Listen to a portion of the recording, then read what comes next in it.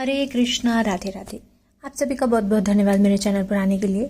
आज की वीडियो का विषय है श्रावण मास कथा का 16वां अध्याय।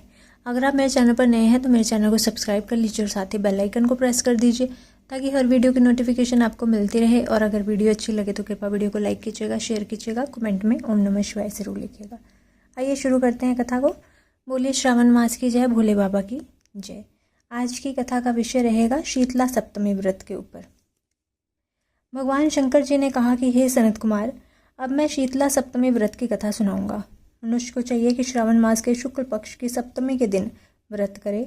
पहले दीवार पर बावली अंकित करके बाद में उसमें अशरीरी संज्ञक दिव्य स्वरूपधारी 7 जल देवता अंकित करें। 2 लड़कों के साथ पुरुष त्रय संगीत नारी, 1 घोड़ा, बैल, नरवाहन सहित पालकी अंकित करें। 16 उपचार द्वारा जल देवी की अर्चना करके ककड़ी, दही और भात का नैवेद्य समर्पित करें। नैवेद्य पदार्थों को वामन ब्राह्मणों को देना चाहिए। इस प्रकार 7 वर्ष तक व्रत करके प्रति वर्ष 7 सौभाग्यवतियों को भोजन करवाकर उद्यापन करना चाहिए। एक सोने के पात्र में 7 जल देवों की प्रतिमाएं रखकर पहले दिन अपने लड़के के साथ उन प्रतिमाओं का भक्ति पूर्वक अर्चन करना चाहिए। दूसरे दिन प्रातःकाल ग्रह होम सहित चरु होम करना चाहिए। जिन लोगों ने पहले इसको किया था और उन लोगों को जो फल मिला था, अब मैं सब उसके संबंध में तुम्हें बतलाऊंगा, ध्यानपूर्वक सुनो। सौराष्ट्र देश में शोभन नाम का एक नगर था। उसमें एक धार्मिक विचारों वाला धनी रहता था। उसने निर्जल तथा विजन वन में एक बावली खुदवाई।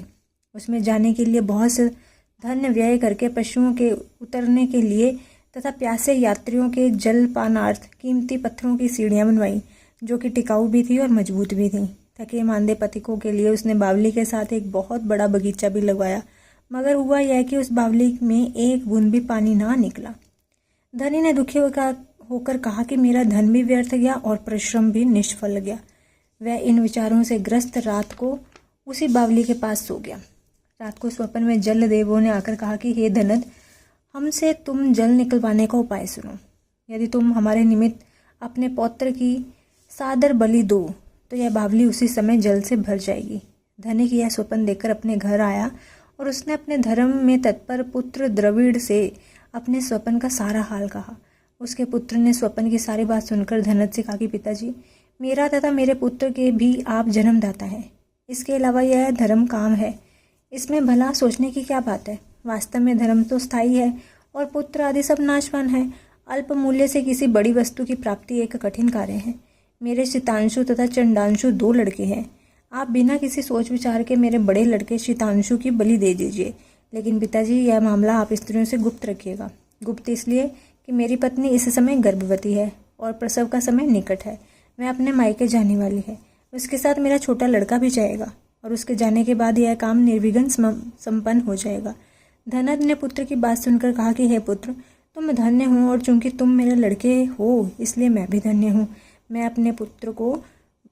अपने को पुत्र वाला मानता हूँ। इसी बीच उसकी पत्नी सुशीला को उसके मायके से बुलावा आ गया और वह अपने मायके जाने के लिए तैयारियां करने लगी। तभी द्रविड़ ने अपनी पत्नी से कहा कि यह बड़ा लड़का यहाँ मेरे पास रहेगा और छोटा लड़का तुम्हारे साथ जाएगा। सुशीला ने अपने पति के आदेशानुसार अपने बड़े लड़के को तो अपने पति के पास छोड़ दिया और छोटे लड़के को साथ लेकर अपने मायकों को रवाना हो गई। उसके जाने के बाद पिता और पुत्र दोनों ने मिलकर शीतांशु को तेल मलकर भली भांति स्नान करवाया और कीमती कपड़ों और बहुमूल्य रत्नों से उसे सजाया। जब वरुण नक्षत्र पूर्वाषाढ़ा का दिन आया तो दोनों ने उस बावली के किनारे पर ले जाकर खड़ा कर दिया उसे और कहा कि इस लड़के की बलि से जल देवता प्रसन्न हो। बस बलि देने की देर थी कि बावली अमृत तुल्य जल से भर गई। दोनों पिता पुत्र बावली के सुधा तुल्य जल से प्रसन्न हुए, लेकिन पुत्र के नाश से दुखी होकर अपने घर को वापस लौट आए। उधर मायके में सुशीला के यहाँ तीसरा लड़का पैदा हुआ। जब लड़का 3 मास का हो गया तो वह अपने ससुराल वापस लौटी।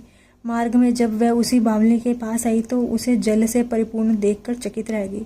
उसने प्रसन्नचित उसमें स्नान करके कहा कि मेरे ससुर का उद्योग तथा धन का व्यय यथोचित सफल हुआ। उस दिन श्रावण मास के शुक्ल पक्ष की सप्तमी तिथि थी। सुशीला ने स्नान करके शीतला का शुभ व्रत करके वहीं पर ही दही तथा चावल मंगाकर स्वादिष्ट पाक बनवाया। जल देवता का अर्चन करके दही चावल और ककड़ी का नैवेद्य देकर वामन ब्राह्मणों को दे दिया। अपने साथ वाले वालों के सहित आप भी दही चावल और ककड़ी का ही भोजन किया। वहाँ से सुशीला का गांव 4 कोस पर था। जब सुशीला अपने दोनों लड़कों के साथ बावली से घर की ओर चली तो जलदेव आपस में कहने लगे कि इसका मरा हुआ लड़का इसको वापस लौटा देना चाहिए, क्योंकि इसने बड़े प्रेम से हमारा व्रत किया है। उन्होंने सुशीला का मृत पुत्र जल से बाहर निकाल दिया और उसे विदा कर दिया। अब लड़का पालकी के पीछे माताजी कहता हुआ दौड़ा। अपने लड़के की आवाज़ सुनकर सुशीला ने पीछे मुड़कर देखा। वह उसको देखकर चकित रह गई और उसको गोद में बिठाकर उसका सिर चूमने लगी, लेकिन उसने लड़के से कुछ नहीं पूछा। सोचा यदि इससे कुछ पूछूंगी तो यह डर जाएगा।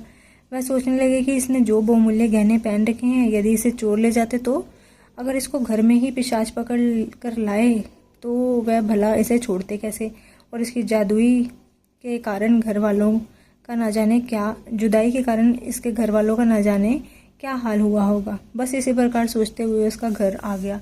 उसने आने का अपना समाचार अपने पिता और पुत्र दोनों को दिया और वह सोचने लगी कि सुशीला अब हमें क्या कहेगी, हम उसे क्या उत्तर देंगे।